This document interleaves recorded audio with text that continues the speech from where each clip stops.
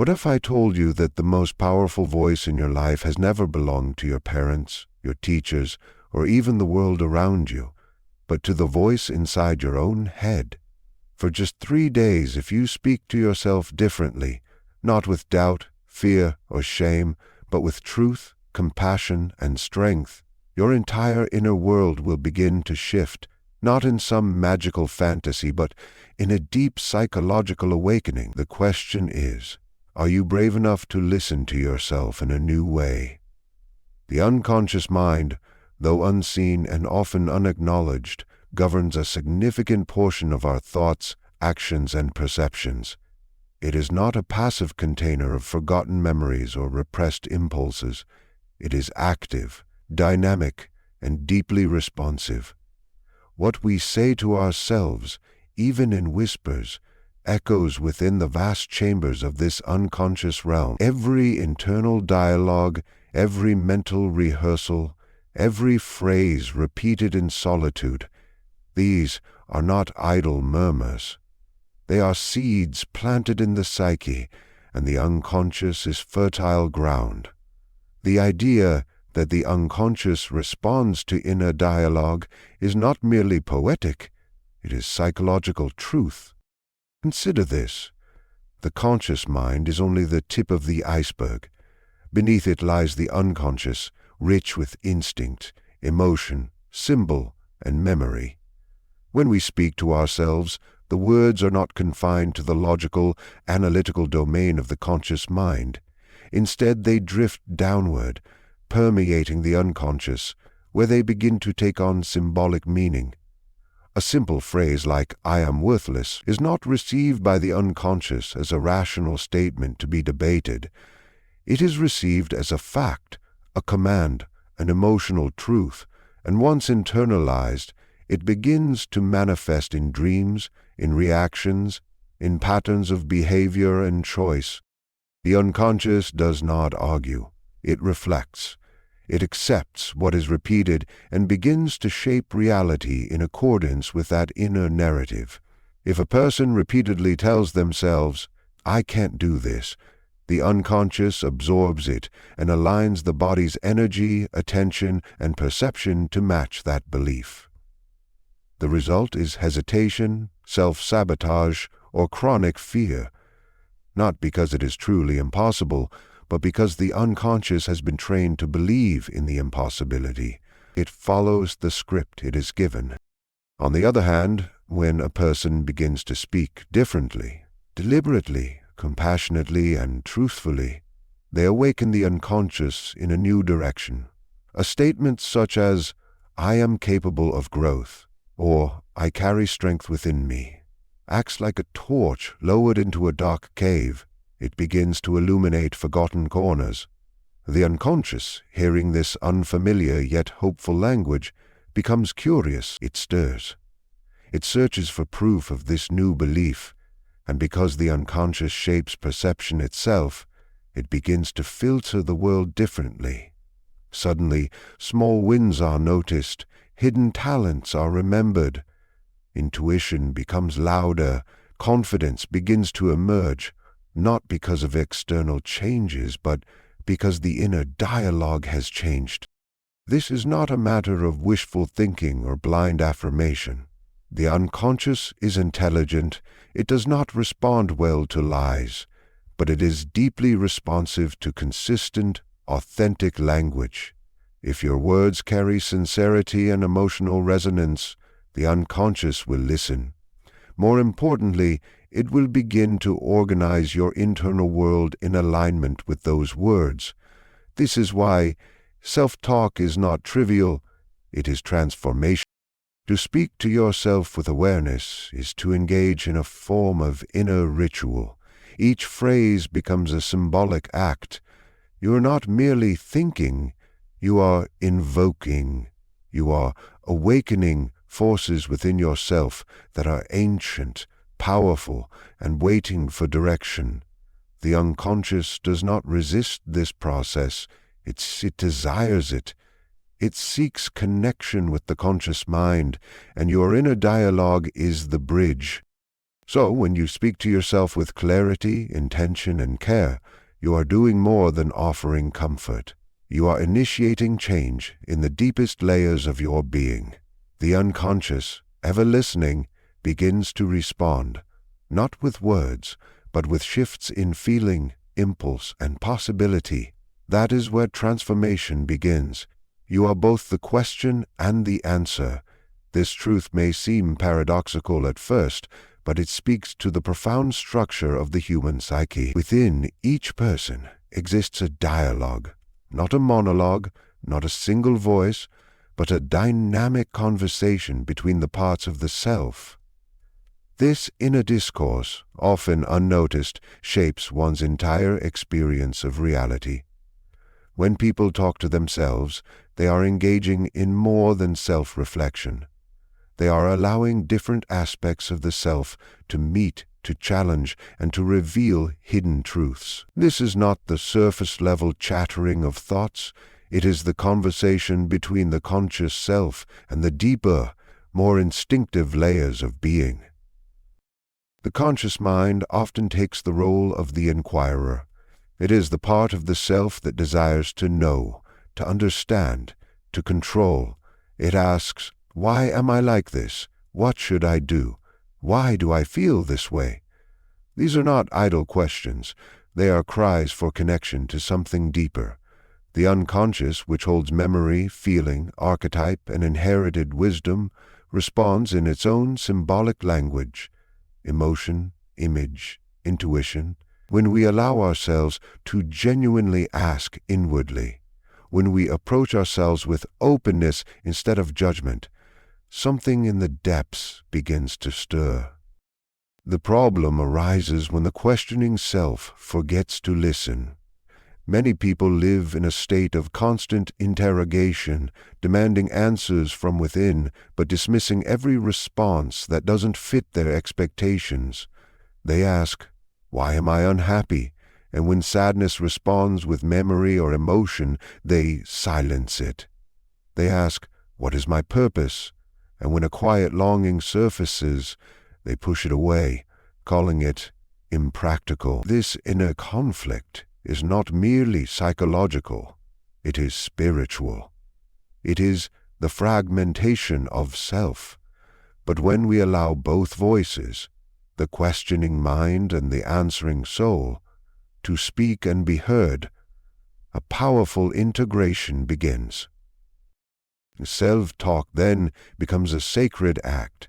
When we say things like, "I wonder why I keep repeating this pattern," and then pause, we are not trying to fix ourselves. We are making space for revelation. The answer may not come in words. It may come in a dream, a sudden insight, a subtle emotional shift. The point is not to force clarity, but to allow space for it. The self does not unfold under pressure. It reveals itself under presence. In this sense, talking to yourself is a form of inner witnessing. You observe your own depths, and in doing so, you allow them to speak. This process of inner dialogue is not meant to result in immediate solutions. The question is often just as valuable as the answer. When you ask yourself, "What am I afraid of?" and allow the question to linger, you create a psychic opening. The fear, which previously remained buried and unarticulated, now has a voice. It may express itself through bodily sensation, through imagery, or through spontaneous memory. And when you acknowledge that, you are not just naming your fear. You are entering into relationship with it. That relationship is the beginning of transformation. Talking to yourself with this kind of depth is not the same as affirmations or self-encouragement, although those have their place. This is deeper. This is about becoming a vessel for your own mystery, allowing the fullness of your being to emerge, not as a fixed identity, but as an unfolding conversation. You are the one who seeks, and you are also the one being sought. You are the question that longs for clarity, and you are the wisdom waiting to be uncovered. There is no final answer, only deeper layers of meaning revealed through continued engagement. Affirmations are more than mere positive phrases repeated in front of a mirror. They are symbolic messages sent into the deeper structures of the psyche. When spoken with intention and emotional resonance, they begin to interact with the archetypal layers of the mind. These archetypes are not fantasies or fictional characters. They are universal patterns embedded within every human being. They exist beneath our conscious awareness and manifest through our behaviors, emotions, dreams, and identities. When a person repeatedly affirms something, such as, "I am strong," "I am healing," or "I am worthy of love," they are not just reinforcing a belief, they are aligning themselves with an inner figure that already embodies that truth. There are many archetypes within the human psyche: the hero, the lover, the healer, the creator, the mother, the warrior, and others. Each represents a specific energy or mode of being that has existed across cultures and generations. These archetypes are not assigned by society. They are inherited through the unconscious, part of the psychological structure of being human. Everyone has the potential to embody these forces, but whether they emerge or remain dormant often depends on how we relate to ourselves. Self-talk, particularly through affirmations, is one of the ways we awaken these archetypes. The language we use internally acts like a call, and the archetypal energy responds. When a person begins to affirm, "I have courage within me," they may initially feel like they are lying or pretending, but if this phrase is spoken not just as a surface-level chant, but as a heartfelt invocation, it begins to activate something latent within the unconscious. Courage is not created out of thin air, it is awakened from within. The archetype of the hero begins to stir. The psyche, recognizing the symbolic language of the affirmation, shifts to support that internal alignment. What follows may be a change in posture, an unexpected decision, or a subtle increase in resilience. This is not magic. It is psychological alignment. The affirmation has reached beyond the ego and touched something deeper. Negative affirmations work in the same way, but in reverse. When a person repeatedly tells themselves, "I'm not good enough," "I always fail," or "no one cares about me," they are not merely expressing insecurity. They are reinforcing alignment with the archetype of the victim, the exile, or even the destroyer. These energies are real, and they are part of the human experience. If fed continuously, they begin to dominate the inner narrative and shape perception, behavior, and emotion to match that identity. The unconscious does not interpret whether an affirmation is good or bad. It responds to repetition, emotion, and symbolic meaning. The goal is not to create an artificial self through affirmations, but to call forth the parts of the self that already exist in potential. Every human being carries the seed of healing, wisdom, love, and power within them. Affirmations, when rooted in genuine desire and repeated with feeling, water these seeds. Over time, the internal world begins to change. A person who consistently affirms their capacity for healing may begin to experience dreams of transformation, emotional release, or new insights. The archetype of the healer begins to move from shadow into light. That which was unconscious becomes conscious. That which was disowned becomes integrated. This is why it is not enough to merely think positively. The mind alone cannot shift the deeper structures of the psyche. But when thought, emotion, and language are unified and directed inward, they become a tool for psychological transformation. Affirmations are not tricks to convince oneself of something false. They are declarations of what is already true in essence, but forgotten. Through self-talk that respects this depth, a person does not just feel better, they become more whole. They become what they have always had the capacity to be. Negative self-talk does not simply remain on the surface of consciousness as fleeting thoughts or harmless inner dialogue. It penetrates deeply into the psyche and becomes nourishment for what psychology refers to as the shadow, the hidden, repressed aspects of the self.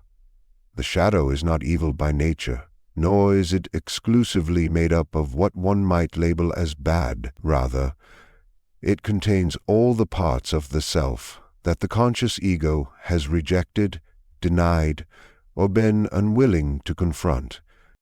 These can include anger, shame, vulnerability, envy, insecurity, even power and strength that the ego feels unworthy of owning. When a person repeatedly engages in negative self-talk, they are not just reinforcing low self-esteem, they are feeding energy into the shadow, giving it greater weight and influence over their life.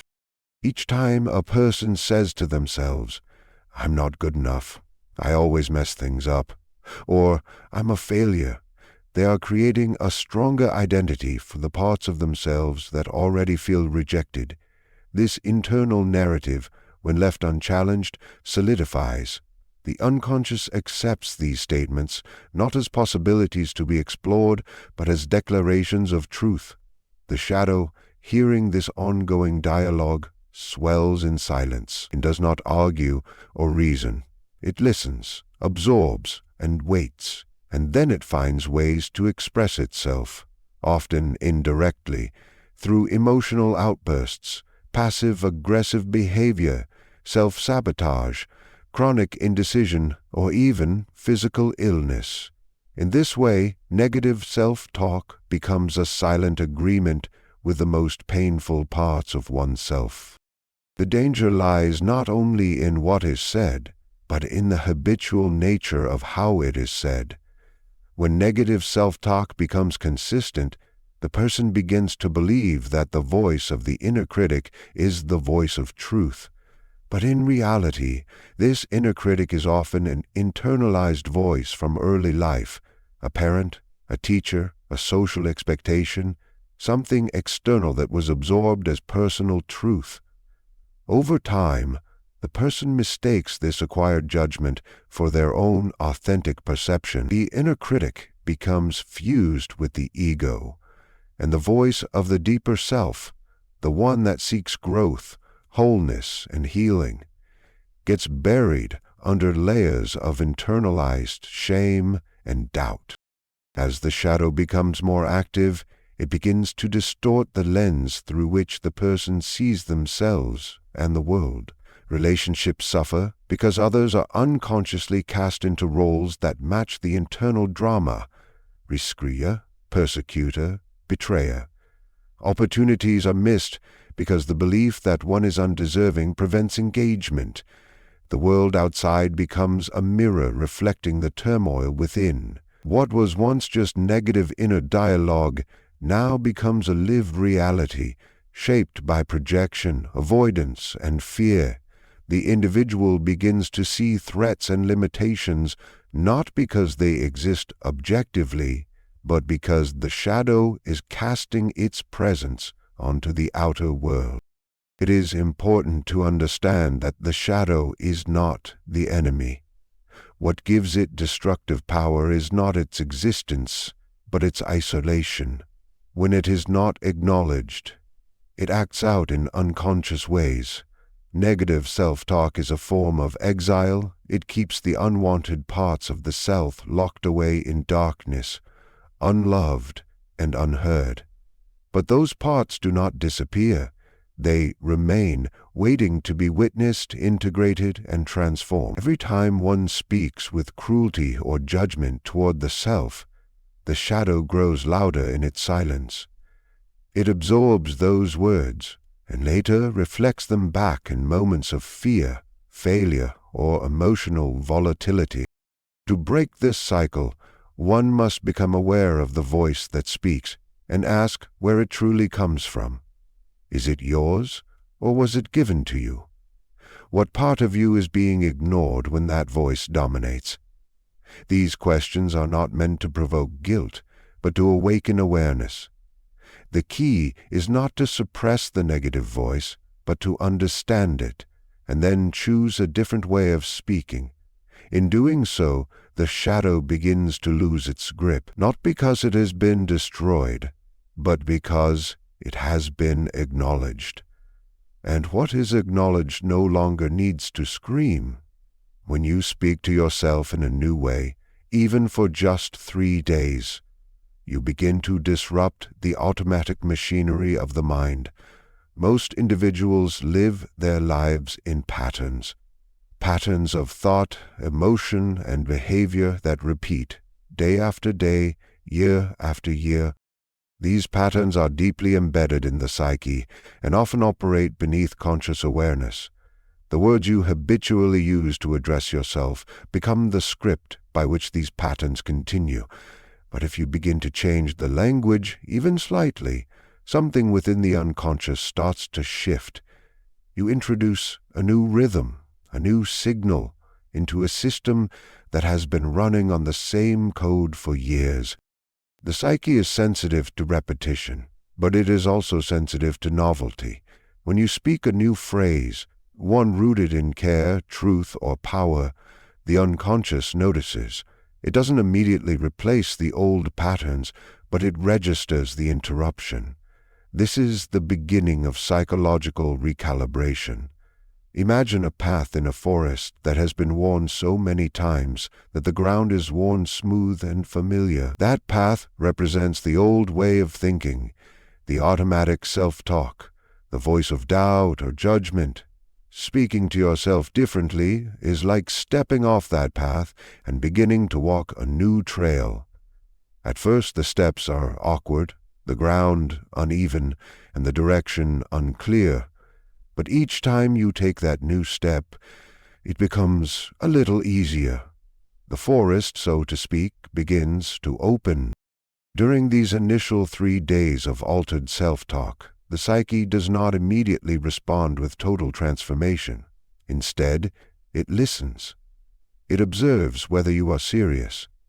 The unconscious does not yield its deeper patterns to casual effort. But if your words are consistent and emotionally charged, if they carry sincerity, the unconscious begins to reorient. What was once an automatic reaction becomes a conscious choice. The old neural pathways are still there, but they are no longer the only route available. The presence of new language begins to create the possibility of new feeling, new thought, and eventually new action. The key is not perfection, but persistence. Even when doubt arises, even when the old voice of judgment tries to reclaim its space, the act of continuing to speak differently to yourself holds immense power. It is as if the deeper self is being reintroduced to the possibility of compassion, strength, or hope. The unconscious starts to attune to this new tone. It begins to ask, what if this is true? What if I am not broken? What if I am capable? These are not just intellectual inquiries. They are energetic shifts. The inner architecture begins to rearrange in response to the new words. Emotions may arise that seem unrelated, unexpected sadness, resistance, or fatigue. These are not signs of failure. They are signs that something is moving. The old beliefs, feeling threatened by the new voice, may try to reassert themselves, but this is part of the transformation. The unconscious does not change in silence. It stirs, it resists, it tests. And in doing so, it reveals what has been hidden. Every word spoken with intention becomes a key that unlocks a deeper layer of self. Within 3 days, a person can begin to feel the edges of this change, not because the world outside has shifted, but because their internal world is receiving a different message, and that message is beginning to take root. These early signs of change are not dramatic, but they are meaningful. A lighter breath, a slightly clearer thought, a decision made with more presence. These subtle shifts are the foundations of a deeper transformation. The psyche, once it recognizes that a new pattern is being introduced, begins to support it. The unconscious, which was once the keeper of your limitations, becomes an ally in your healing. And all of it begins with a few words spoken with care, repeated with devotion, and allowed to echo into the inner silence. The voice you speak with, especially to yourself, is not just a stream of thought. It is a creative force that organizes your inner world. The psyche listens to this voice not as an observer, but as a participant. It rearranges its internal structures, reshapes its associations, and reconfigures its boundaries in response to the tone, rhythm, and intent of your inner language. In this way, the way you talk to yourself does not merely reflect who you are, it builds who you are. Every word you say inwardly carries psychic weight. It influences which memories become accessible, which emotions are activated, and which inner archetypes are drawn closer to the surface. If you speak to yourself in tones of blame, criticism, or despair, your inner world contracts. The unconscious, which is the source of image, instinct, and emotion, responds by drawing forth symbols and energies that reflect this contraction. You begin to experience your world through the eyes of inner fragmentation. The critical voice becomes dominant, and other parts of the psyche, those that hold joy, trust, or creativity, are pushed into shadow. This inner imbalance shapes your outer behavior. You may withdraw from relationships, hesitate in your actions, or misinterpret situations through the lens of inner deficiency. In this way, the internal becomes the external. You do not just feel broken. You begin to live as though you are. But if the voice within changes, if it becomes even slightly more kind, more curious, more willing to see potential rather than limitation, your inner world responds with openness.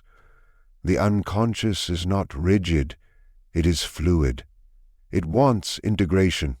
It wants unity.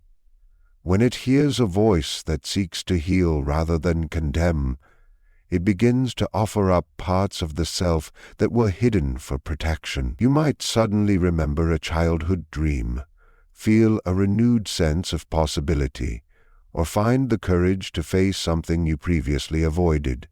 These are not random moments. They are responses to a change in internal leadership. The voice of the ego has shifted its posture from tyrant to companion, and the unconscious begins to trust again. The creative function of inner language does not only apply to emotions and memories, it extends to the construction of meaning. Human beings are meaning makers. The words we use create the frame through which we interpret life. If you tell yourself, "This challenge is a punishment," your psyche begins to arrange your thoughts, reactions, and even your bodily sensations to align with that belief. But if you say, "This challenge is an initiation, a threshold I must cross," the inner world organizes itself around strength, readiness, and transformation. The facts of the outer world may remain unchanged, but the internal experience shifts, and with it, your capacity to respond shifts too. Over time, the consistent use of a constructive inner voice begins to reshape your self-image. And this is not just about confidence, it's about coherence. You start to feel more whole. The parts of you that were once in conflict begin to align, not because you have silenced the wounded voices, but because you have acknowledged them without becoming them.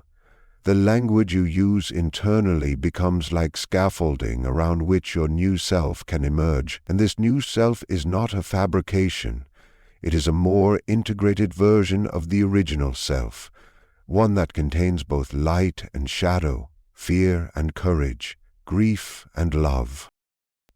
The most profound transformations do not always come from grand external changes, but from subtle, sustained shifts in how one speaks within. A few words repeated with sincerity, spoken with reverence to the self, can begin to restructure the architecture of the soul. This voice, once changed, becomes a guide. It is no longer the voice of the wounded ego scrambling for control. It is the voice of the emerging self, calling all parts of you into unity. And as the internal world reorganizes around this voice, the outer world begins to reflect a deeper truth, not of perfection, but of wholeness rediscovered. The voice you choose to speak with becomes the foundation of the life you will live.